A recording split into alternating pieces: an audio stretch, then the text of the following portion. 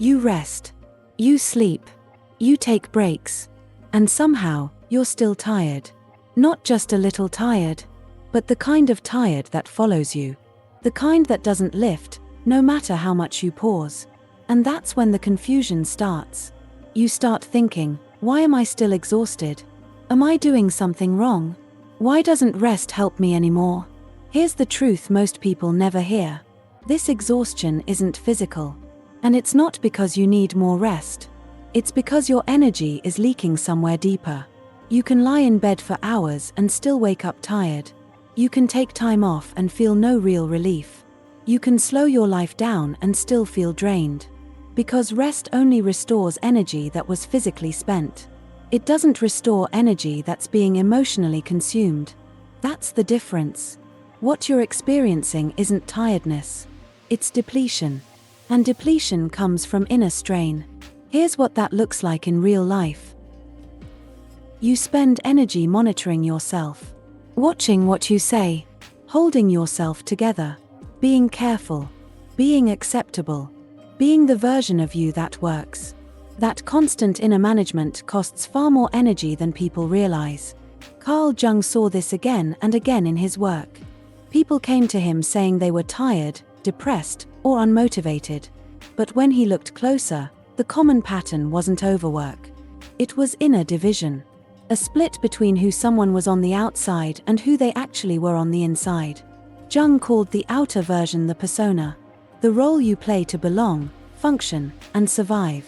The persona isn't fake. It's necessary. But when you live only through it, something else pays the price. That price is energy. One of Jung's patients was a man who slept well, worked reasonable hours, and lived a stable life. And yet, he felt constantly tired. Jung discovered that this man had been suppressing his emotional life for decades. He had learned early that emotions were inconvenient, weak, unacceptable. So he became controlled, capable, reliable, and exhausted. His body wasn't tired. His psyche was. This is the part that matters.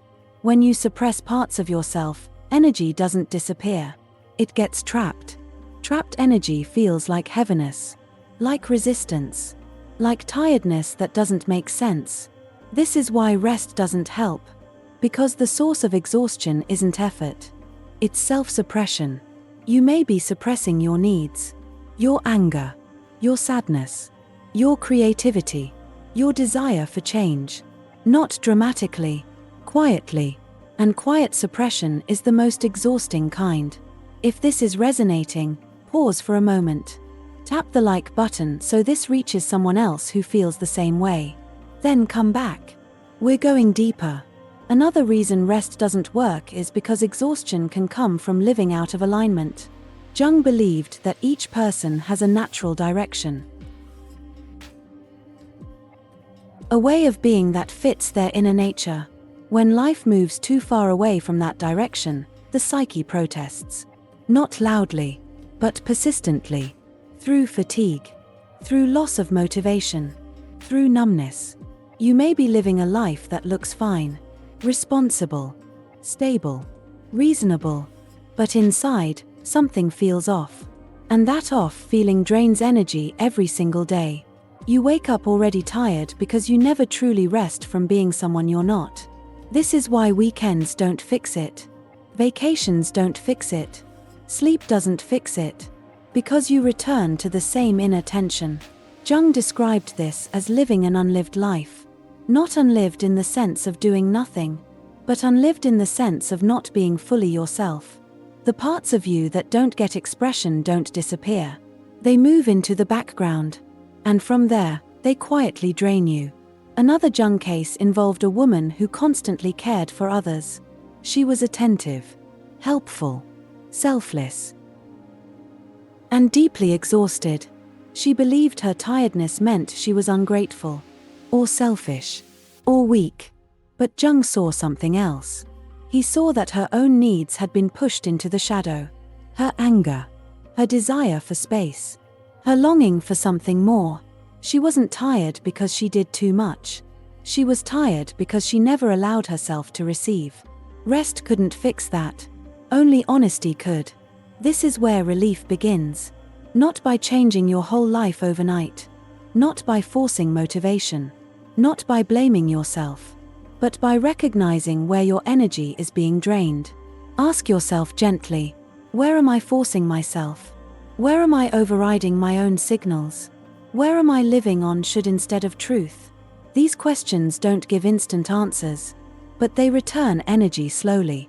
Another reason rest doesn't help is because exhaustion can be a signal that something inside you wants to change. Change costs energy at first. So the psyche slows you down. Not to stop you, but to get your attention. Jung believed symptoms appear when the soul is ready for the next stage of development. Exhaustion can be the sign that an old way of living no longer fits. And the pause you're in isn't laziness. It's transition. The problem is, we live in a culture that treats exhaustion as a flaw. So instead of listening, we push. We drink more coffee. We distract ourselves. We shame ourselves into productivity. And that makes the exhaustion worse. Because now you're fighting the very signal meant to help you realign. Here's the shift that matters. Stop asking, how do I get my energy back? Start asking, what is my energy being spent on that no longer feels true? Energy returns when truth is acknowledged. Not all at once, but steadily. You may notice small changes first. Less inner resistance. Slightly clearer mornings. Moments of relief. That's how alignment begins. Quietly. If you're new here, welcome. Stay with me for a moment. This channel isn't about fixing yourself. It's about understanding what your inner world is communicating. And if this is helping you make sense of your exhaustion, subscribe. We're continuing this conversation, step by step. You're not tired because you need more rest.